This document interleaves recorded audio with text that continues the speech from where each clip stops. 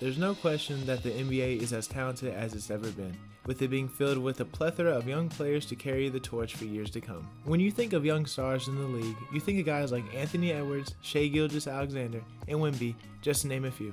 These guys have elevated the games to all NBA levels and turned their franchises around, and in the case of Wemby, he's been one of the greatest rookies ever, putting everyone on notice, scaring every other team in the league because he's only going to get better from here. What all of these guys also have in common is that they have received plenty of national media attention, deservingly so. But what if I told you that a former #1 overall pick who was an all-star this year and is leading a mediocre roster to the playoffs and is only 21 years old isn't garnering hardly any respect from the media? That man is of course Paolo Banchero of the Orlando Magic.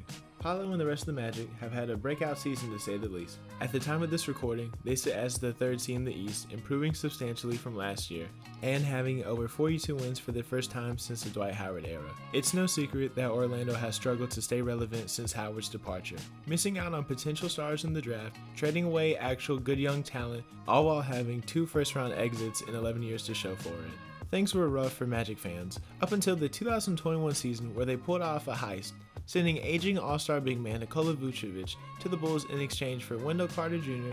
and 2 first-round picks. After missing the playoffs that season, the Magic had 2 lottery picks as a result of the trade, selecting Jalen Suggs and Franz Wagner. Suggs has came out of college and stepped into the league as a hungry, disruptive defender while being a solid 3-point shooter, making him one of the premier role players in the association. Wagner, on the other hand, has shown flashes of brilliance on the court, already putting up averages of 20 points, 5 rebounds, and 4 assists, proving to be a great all-around player with future all-star potential written all over him. While both of these guys have serious upside, they probably won't be able to be the best player on a contending team someday. Orlando acquired that potential guy with the first overall pick in the 2022 draft by selecting the man in the thumbnail, Paolo Banchero. Paolo joined Shaq and Dwight as the only first overall picks in Magic history, putting him with elite company and leaving him with some big shoes to fill.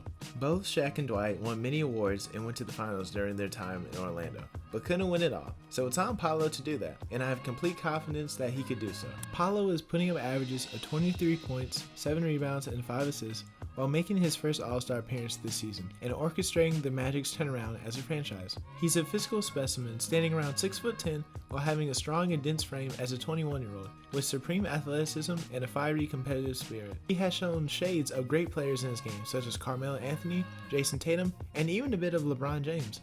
He's a developing 3-level scorer with a nice touch around the rim, combined with a gifted passing ability, which already puts Paolo among the NBA's elite. A knock on his game would be his 3-point shot, or the lack thereof, only shooting about 35% from behind the arc on a little over 4 attempts a game. But this number needs more context. Since Paolo's a star, he's the opposing defense's #1 priority on a nightly basis, which means he's constantly blitzed and double teamed, making it harder for him to score. Combine that with the Magic being one of the worst 3-point shooting teams in the league, sitting at around 35.3%, which ranks them 22nd in the league, and in turn gives Paolo less spacing on the offensive end to operate, allowing more defensive focus on him. If the Magic want to fully maximize Banchero's offensive output and potential, it will surround him with competent floor spacing to make the game as easy as possible for him. There's no reason they cannot do so with other teams with young stars doing the exact same, such as the Thunder, Celtics, and Mavericks. As aforementioned, the Magic are currently the 3rd seed in the Eastern Conference, putting them as one of the more surprising teams in the league this season. So you would think that they would be getting a lot of media coverage this year, but unfortunately they have not, and they've only had 1 nationally televised game this season. I feel like every time I cut on ESPN or some other sports network, they're discussing the same players with the same repetitive storylines, such as the drawn-out MVP race and what's up with the Lakers, Warriors, or some other big market team at the time. I've been hard-pressed to find consistent national media coverage of Orlando this season, which is pretty disrespectful to what Paolo Banchero and the rest of the Magic have accomplished this season. I'm not expecting much playoff success from them this season, but they're set up with a great young core of talent which should keep them in championship contention for many years down the road, and Paolo Banchero has the potential to be at the head of that.